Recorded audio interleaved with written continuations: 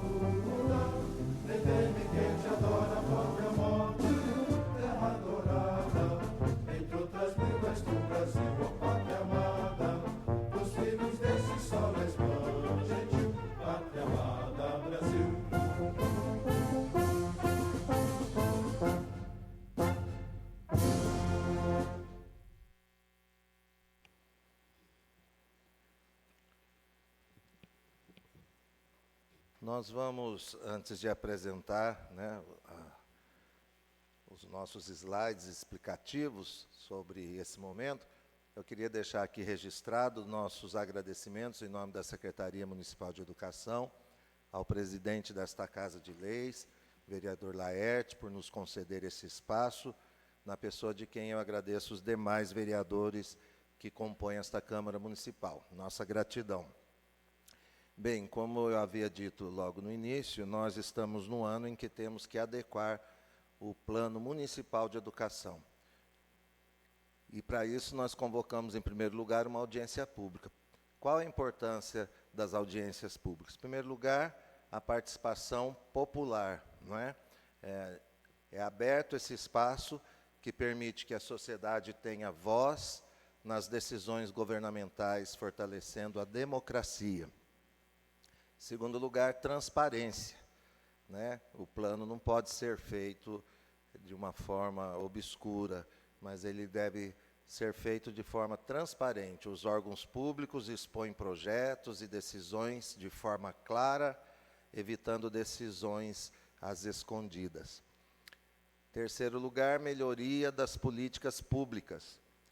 Com diferentes opiniões e experiências, as decisões tendem a ser mais completas e eficazes, né? Mais cabeças pensantes, mais opiniões, a coisa fica sempre melhor do que feito por uma só pessoa. Quarto lugar, controle social. A população pode fiscalizar ações do governo e cobrar explicações. E, por último, legitimidade das decisões. Então, esse é o primeiro momento para construirmos ou adequarmos o plano municipal, que vai ter uma duração de 10 anos. O que está em vigência ainda foi homologado em 2015, e ele durou até 2025.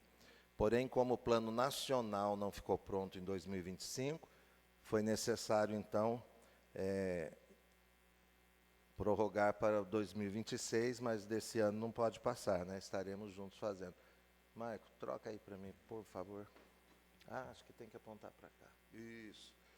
Bom, aqui nós temos um quadro só para lembrar como que está a rede municipal de educação de Canas em termos de alunos. Nós temos hoje 950 alunos divididos em etapas. A educação infantil hoje conta com 284 alunos, os anos iniciais da educação fundamental, 356 alunos, os anos finais, 293 alunos, e na educação especial, 17 alunos, dando um total, então, de 950 alunos na nossa rede.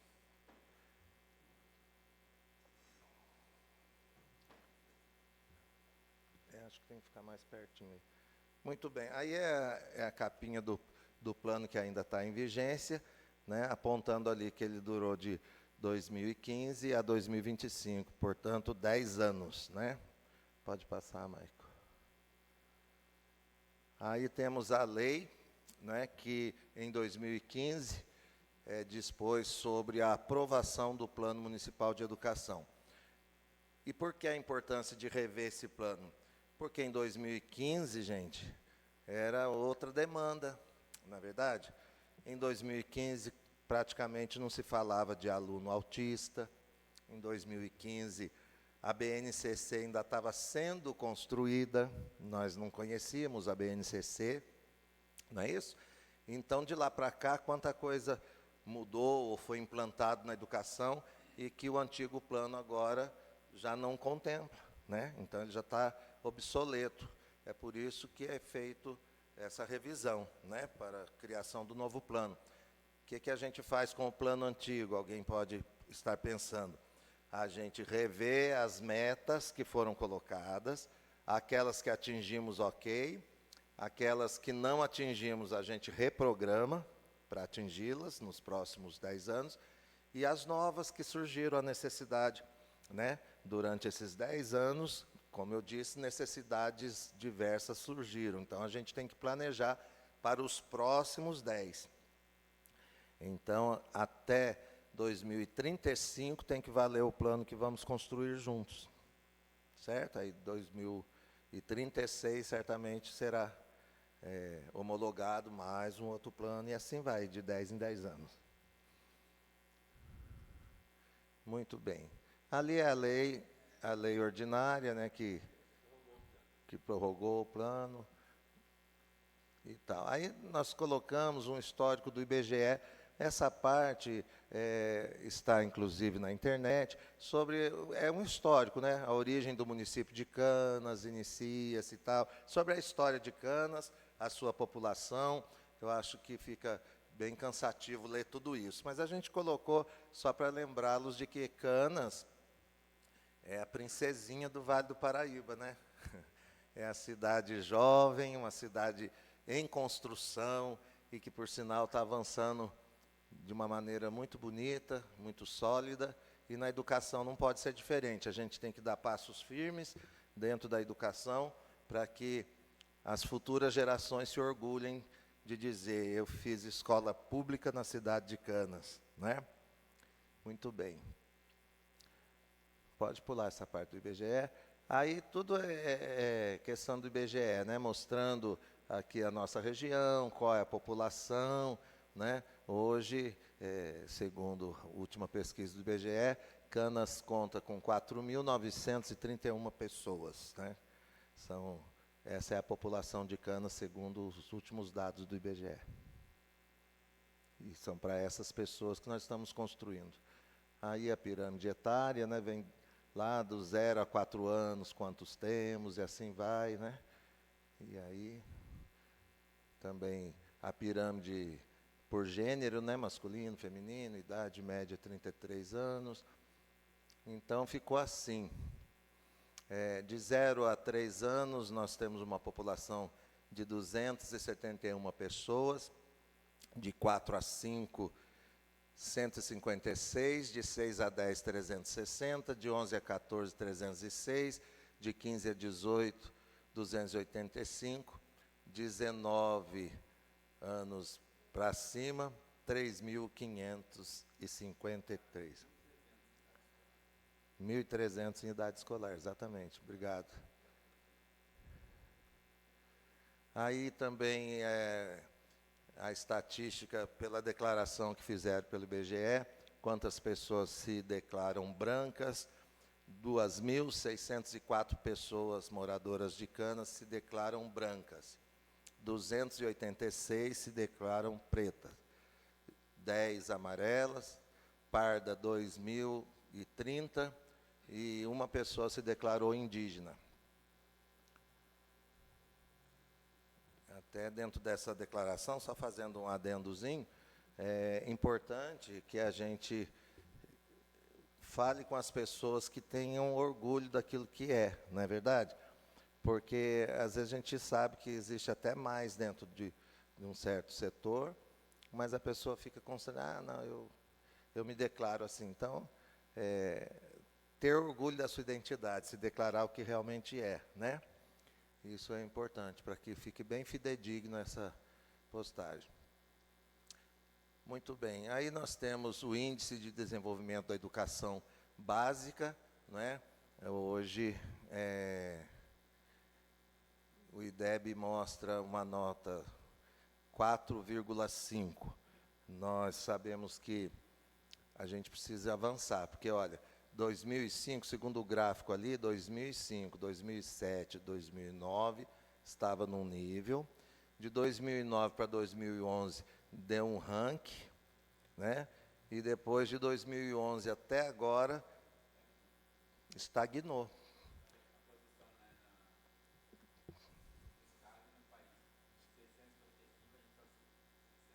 Sim. Pega o microfone, Marco. Pega o microfone. Aqui, tá. Mesmo, não, é só observar como que a gente tem um caminho a percorrer e tem que se atentar nesse número, né? Porque no estado de São Paulo a gente está na posição 605 dentro de 645 municípios. Então a gente está bem, né, bem aquém do que a gente pode estar e devemos estar melhor. Oi? Sim, sim. Esse é o nosso índice dos anos finais. Mas se a gente for pegar também nos anos iniciais, porque depois vai vir o IDEB, mas é comum em todas as redes os anos iniciais ser melhor do que os anos finais e o ensino médio ser o pior dentre os 3 índices, né? Eu tenho uma teoria para isso, mas a gente vai depois abordar e tentar atacar essa que não é um privilégio de Canas, viu? Sim, é bem pertinente o comentário do professor Maico. A questão até, a gente fala que a gente está mais preocupado com o resultado na prática do que com números em si, né? A questão é que nós estamos dizendo que desde 2011 nós estamos estagnados. Nós não estamos mal com relação ao Estado. Poxa, mas a gente pode estar melhor. Por que não houve nenhum acréscimo de 2011 para cá? Então, é nesse sentido que nós vamos achar estratégias no novo plano, né, para que a gente cresça mais na medida do possível. A composição do IDEB, aí vem o que o Maico estava falando, né, dos anos iniciais, anos finais, ensino médio que não é nosso, compete ao Estado, isso aí, mas como a gente está falando do município, né, então a gente colocou, inclusive, a nota do ensino médio aí também, né? Veja lá que a matemática, nós estamos, professora Lúcia, nos anos iniciais, melhor do que na língua portuguesa, né? Sim, 2023, exatamente. E aí, é porque esse resultado é de 2 em 2 anos, né? Então, e sai por volta de agosto que sai, né? Sim. O resultado referente a 25. Sim, esse ano nós vamos ter o resultado de 25. Mas veja que na matemática ficou melhor, e a gente geralmente vê isso diferente, né? Geralmente eles vão melhor no português e tem maior dificuldade na matemática, mas aqui foi o contrário. Mas aí está, então, essas notas ou pontuações, né? A taxa de aprovação segundo o censo escolar. Pode passar, Maico, por favor.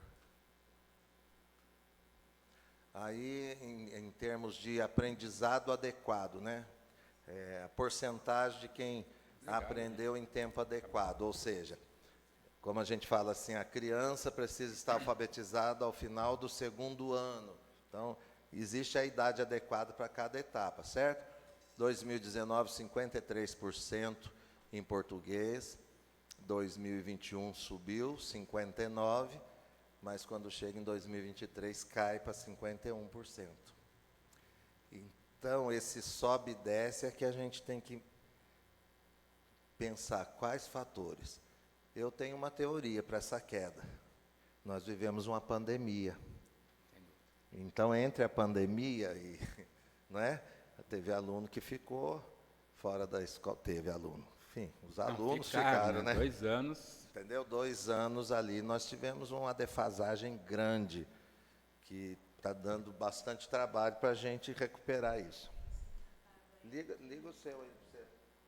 Vem mais para cá e fica aqui, Lúcio. Liga só o botãozinho aqui.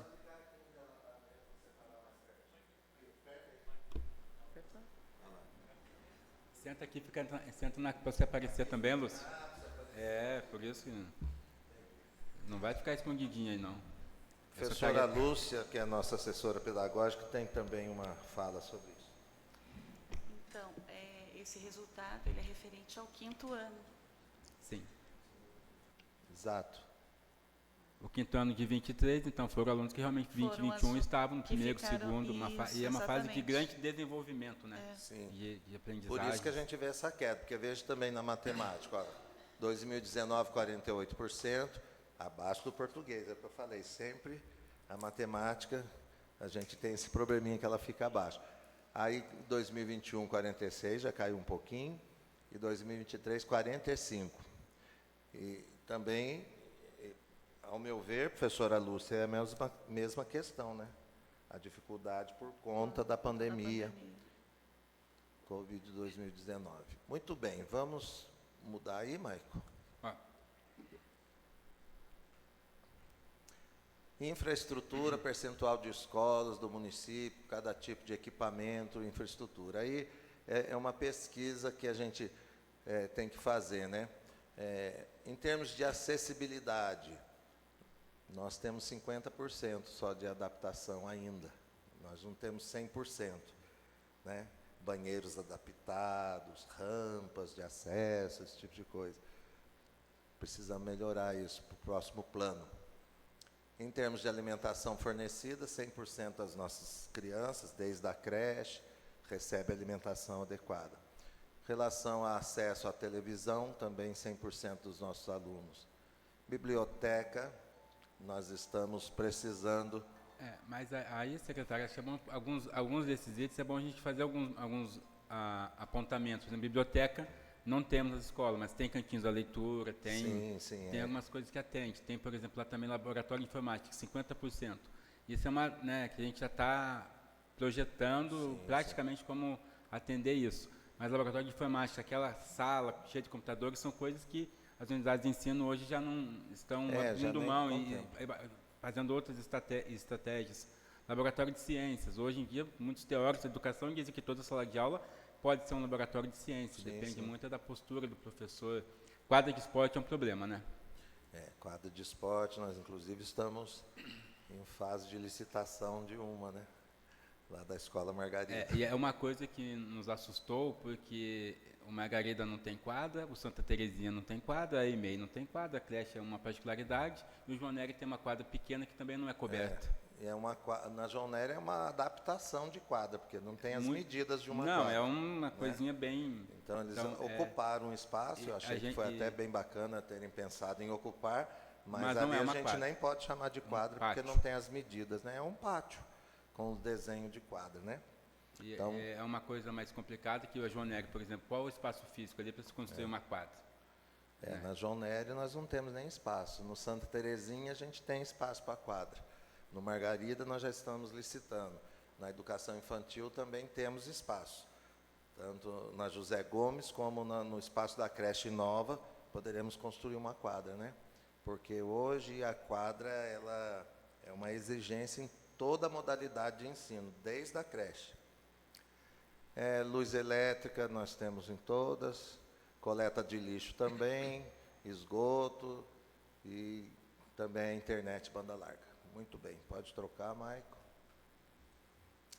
Metas e cumprimentos. Meta 1, universalizar até 2016 a educação infantil na pré-escola para crianças de 4 a 5 anos de idade e ampliar a oferta de educação infantil em creches, de forma a atender no mínimo 50% das crianças de até 3 anos até o final da vigência deste plano.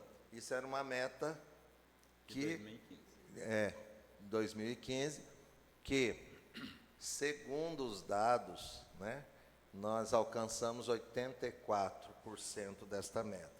Eu questiono um pouquinho, porque a gente não tem lista de espera na educação secretário, infantil. Eu faço a interpretação de que 84% das crianças nessa faixa etária estão matriculadas na EMEI. Os outros 14% estão na rede privada ou em outros municípios. Exatamente. Porque não tem crianças fora da escola, pelo menos do conhecimento, né, da educação. Então, eu suponho que seja essa a situação. Foi um dado que a gente foi discutir na secretaria, eu cheguei a conversar com a doutora Luana. Mas foi essa leitura que eu fiz com a doutora Luana, que nós não estamos ali no 100% por conta daqueles que estudam, né, em instituições particulares e tal.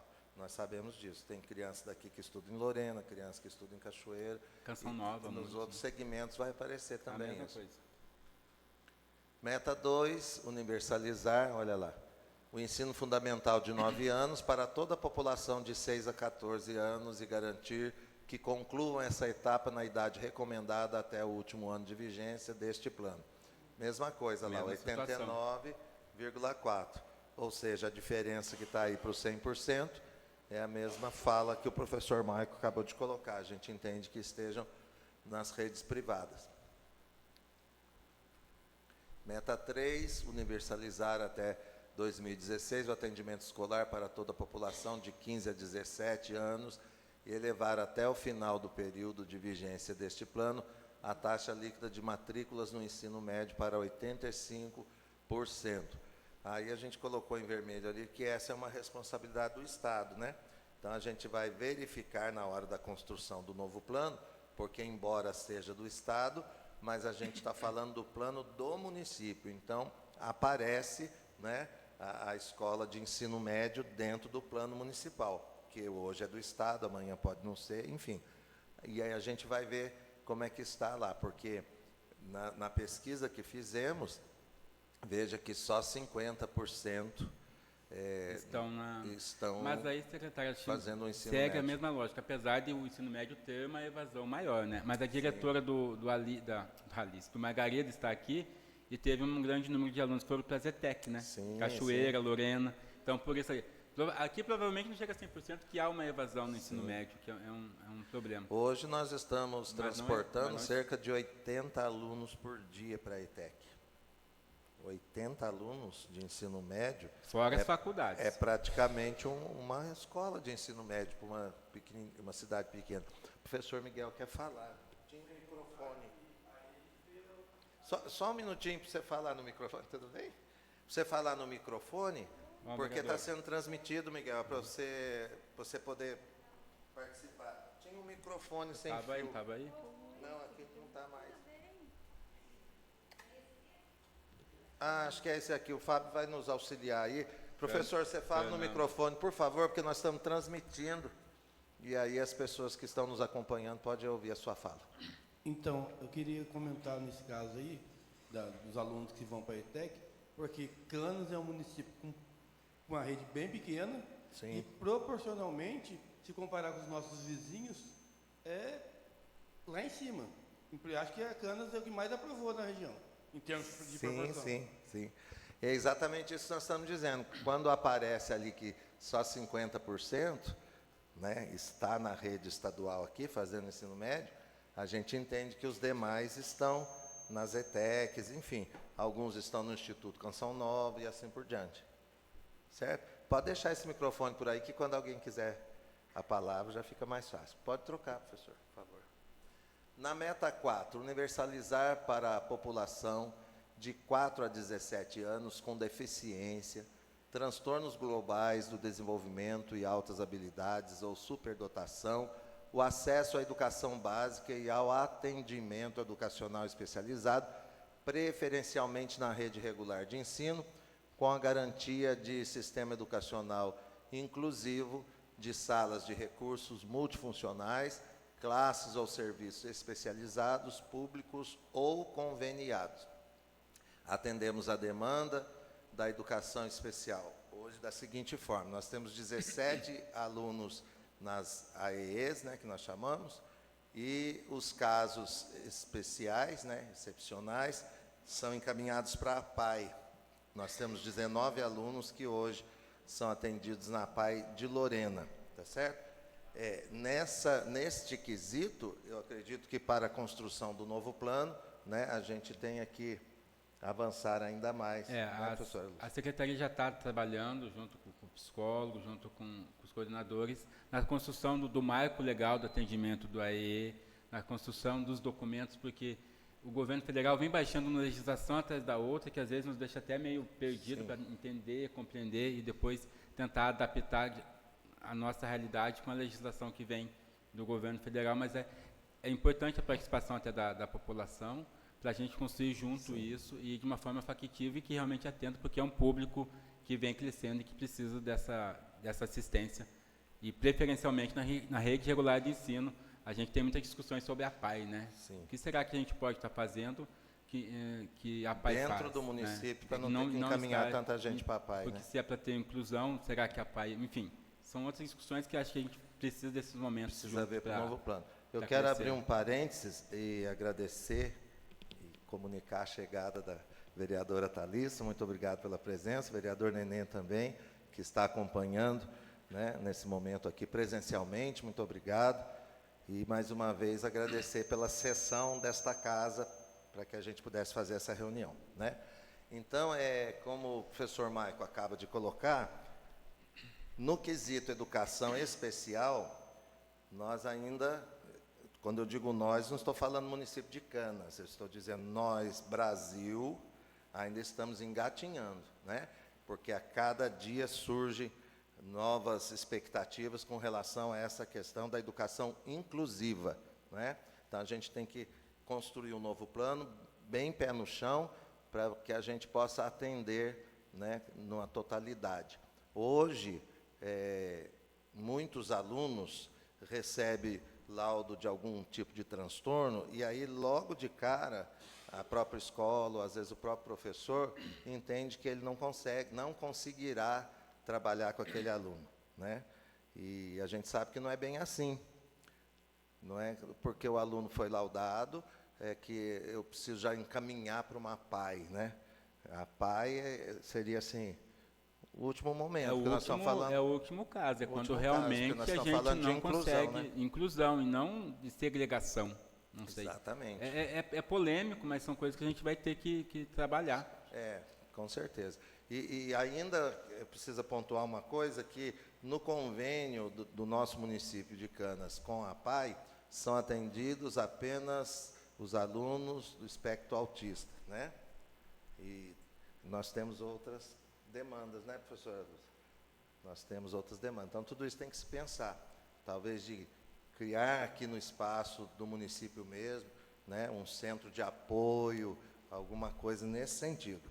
Um centro multidisciplinar, né? Multidisciplinar, que vai apoiar essas crianças. Fonoaudiólogo, psicólogo, Sim. terapeutas, enfim, uma série de Exatamente. outros profissionais que possam dar essa assistência dentro do nosso próprio município, porque tem um custo a PAI também, né? Tem que se pensar Exatamente. o que é mais eficiente para o aluno, para a criança em si. Sim. Então, vamos para o próximo. Ainda dentro das metas e cumprimentos, a meta 19, está escrito lá assim: garantir a ampliação do percentual de recursos destinados legalmente à educação, né? Então, ali começa já a parte dos recursos em si, né? O que a prefeitura recebe de repasse do governo federal, do governo estadual, qual que é o compromisso da prefeitura, né? O que a gente tem que aplicar na educação municipal, né? E ali estão os valores que vão ficar disponíveis, inclusive, para todos possam ver. Aqui é do primeiro trimestre desse ano, né, secretário? Acho que dos recursos. Sim, primeiro trimestre. Seria menor, o Emanuel está aqui, acho que o número ele lida melhor que a gente, né? A gente colocou lá, tá primeiro okay. trimestre de 2026, né? Então, receita arrecadada na base, mínimo constitucional são 25%, que o município tem que aplicar na educação, 25%. Nós já aplicamos no primeiro trimestre 32,97%. Então, a gente está acima do mínimo que a lei exige. E, é claro, a gente não quer ficar só no mínimo mesmo, né? O mínimo é 25%. Se aplicar menos de 25%, o município é punido. Agora, acima, o que puder, quanto mais, melhor, né? Já tem, esses primeiros 3 meses foram, assim, de investimentos, né? De manutenção dos sabe que ainda espaços tem públicos, Isso. chegada de equipamentos para as cozinhas, DPIs, então... Mas depois já tem outros planejamentos que, independente do plano de educação, vão ser a climatização, tem várias coisas ainda para chegar neste ano, que esse número provavelmente vai se manter nesse nível, não deva cair. Não, cair não vai pode até subir. Acho que foi 26 e pouco, 27 que foi gasto ano passado, né? Foi. Então a gente briga com o prefeito para que se mantenha isso aí um pouquinho mais. Pode passar. Transparência em foco, o valor da educação em Canas, desempenho de investimentos educacionais no primeiro trimestre. Isso é a capinha daquilo que a gente acabou de falar, né? O Emanuel mandou para nós lá da coisa. Olha lá, ó. Índice atingido por Canas nesse primeiro trimestre. O mínimo constitucional é 25%, aquilo que eu falei para vocês, e nós já ultrapassamos com folga a meta nacional de investimento, né? Nós estamos com 32,97%, quase 33%, né? E que a gente consiga, como diz o Maico, ou manter ou subir, não diminuir isso aí. Isso mostra o compromisso do prefeito com a educação, né? Ele passa do que passou bem até em relação ao mínimo que ele, por lei, é exigido que invista. Peso real do investimento, aí vem com índice de 32,97%, representa um aporte direto e liquidado de mais de 2,1 milhões na educação municipal, ou seja, 6.492.573,94, né? Isso é só para ficar com muita clareza mesmo, porque a gente precisa passar com transparência, né? O valor líquido do primeiro trimestre aí de 2026 está nessa casa aí de R$ 2.140.565,99. Isso já liquidado, tá, gente? É dinheiro já gasto. A distribuição inteligente dos recursos. Como os 2,14 milhões foram estrategicamente fatiados para cobrir todas as frentes da educação básica. Aí é só para mostrar em cada fase o que se usa, em cada etapa. No ensino fundamental, 12,97%. Retenções do Fundeb, 16,03%. E no ensino infantil, 3,97%. E ali na frente está em termos de reais, né? Quanto que isso significa em dinheiro, né? E haja vista, fazendo aqui um pequeno adendo, né? Hoje há uma discussão já entre os sindicatos e, enfim, a própria Undime, de que os valores do próprio Fundeb, eles hoje não se sustentam mais, né? Ou seja, só o Fundeb não fecha o ano para os municípios hoje, em termos de folha de pagamento e os demais gastos que tem que ter. Então, Canas, que é um pequeno município, nós tivemos que completar no final do ano para poder pagar 13º, coisa de final do ano, tivemos que completar com dinheiro do Tesouro, que faltou um pouquinho do Fundeb. Aqui a nossa fatia é até menor, porque o município é menor. Então, as arrecadações de Canas são bem menores do que uma arrecadação de São José dos Campos, por exemplo, né? Então, a gente tem que pensar isso, porque o que é o Fundeb? Ele é um fundo de todas as arrecadações, federal, estadual e municipal. Junta tudo, faz um bolo só, e depois sai fatiando, né? A fatia tal é para pagamento. Hoje, por exemplo, 70% do dinheiro do Fundeb que chega é para a folha de pagamento dos profissionais da educação. O antigo Fundef era 60% para professores, só professores, certo? Os demais funcionários não recebiam pelo Fundef.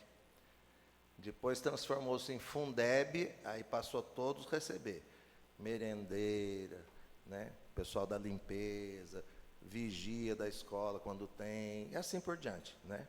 Todos os profissionais da educação. Então, usa-se 70%, aí sobra 30% para as demais despesas. Mas né? no caso de Canas, salvo engano, foi tudo para pagamento, né? Então, 70% é o mínimo que tem que ser gasto com pagamento. Mas e veja que não é só Canas, é isso que eu estou dizendo. Hoje está uma discussão porque... Não sobrou para outros investimentos, gastou tudo com a folha. Sim. E graças a Deus que a gente atende a folha. A gente nunca atrasou pagamento, né? Não deixou de pagar, mas é assim, é a conta do pagamento. Então, há uma discussão a nível de Brasília, inclusive, sobre esses percentuais, né? O valor Fundeb precisava ser também reestruturado nesse ano, que é o ano dos novos planos. Pode passar, Maico, por favor. Educação como prioridade básica. Exigência legal, falando de novo aquilo, 25%, a gente atingiu 32%, é só reforçando isso daí. E aí, da parte dos slides, obrigado pela presença, a gente termina aqui essa exposição. Agora, colocando tanto para vocês que estão presentes e para aqueles que estão, né, ouvindo essa transmissão, como morador de Canas, como população canense, qual a minha participação? Eu posso dar sugestão para o novo Plano Municipal de Educação? Pode e deve. E como é que eu faço para dar as minhas sugestões? Através do e-mail da nossa Secretaria de Educação, que é educação, mas a gente escreve lá no e-mail educacau, porque não tem cedilha nem acento. Então fica educacau@canas.sp.gov.br. Vou repetir, educacau@canas.sp.gov.br. Toda sugestão é muito bem-vinda. É claro que estas sugestões serão analisadas por uma comissão que vai ser ainda eleita, né? esse é o primeiro passo, de falar que esse ano é o ano de refazer, né, o plano municipal, assim como está sendo refeito o plano estadual e o nacional. Isso o Brasil inteiro, então, tem que trabalhar com isso. O plano que está em vigência, retomando lá o primeiro slide, ele foi homologado em 2015, na gestão do seu esposo, vereador, né? Então, veja, de lá para cá, quanta coisa mudou no mundo, né? E em Canas também. Então, está na hora de rever. Então, todo o território brasileiro vai estar revendo isso. Então, alguém tem uma sugestão dentro disso, vai mandar. Aí, quando a comissão for se reunir, como é que é formada essa comissão? Com representantes de todos os segmentos da sociedade. Todos os segmentos da sociedade têm o seu representante para montar a comissão. A comissão, então, vai analisar as sugestões que chegaram.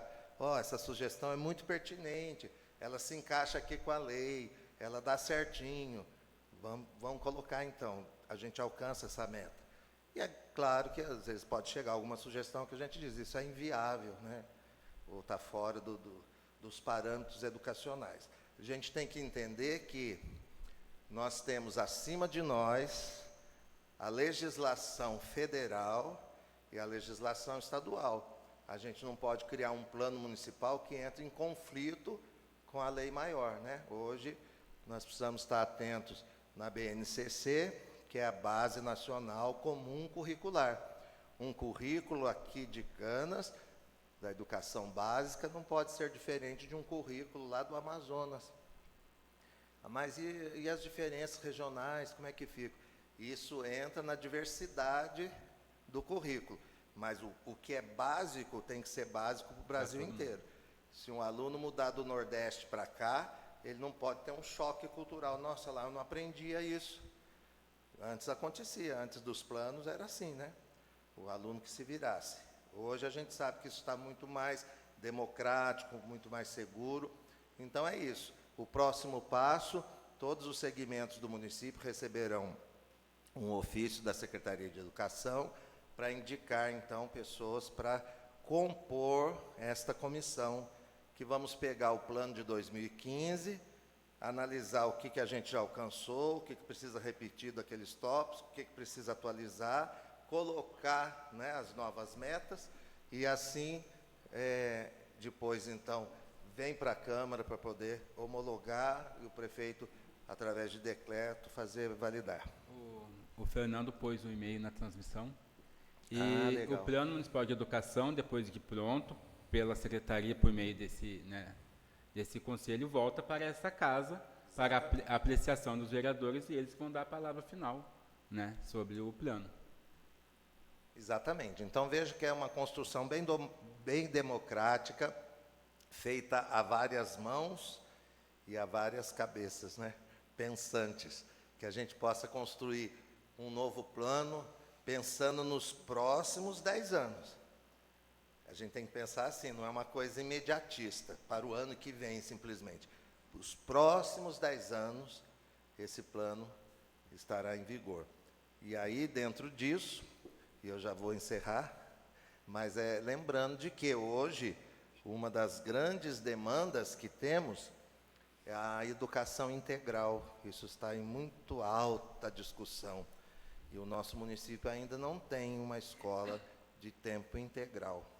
Então, o novo plano, a gente vai ter que contemplar isso também, pensar com muita calma, onde implantar, como vai ser, porque não podemos negar à população estudantil de Canas esse direito de ter uma escola integral, né? Tá certo? Então, da minha parte, professor Maico, professora Lúcia, vereadora Thalys, vereador Neném, os demais componentes, da minha parte, resta só agradecer a vocês pela disponibilidade e dizer que a gente está aberto para sugestões, tá certo? E eu desejo a todos vocês uma boa noite, um excelente final de semana. Professor Maico, quer falar? Agradecer a oportunidade, agradecer em nome do presidente da Câmara o espaço, né, para a gente estar discutindo isso. E a gente espera, sim, que tenha contribuições, que acho que uma coisa construída a muitas mãos dá mais valor, mais significado e sai alguma coisa mais sólida para o município. Professora Lúcia. Lúcia? Então, agradecer também, né, Eu falo que Canas é um município assim, que acolhe muito a gente. E é um município que tem tudo para dar certo, porque todo mundo trabalha pensando no melhor para as crianças e para todos os munícipes. Só isso. Muito bem. Então, boa noite a todos. Muito obrigado, viu?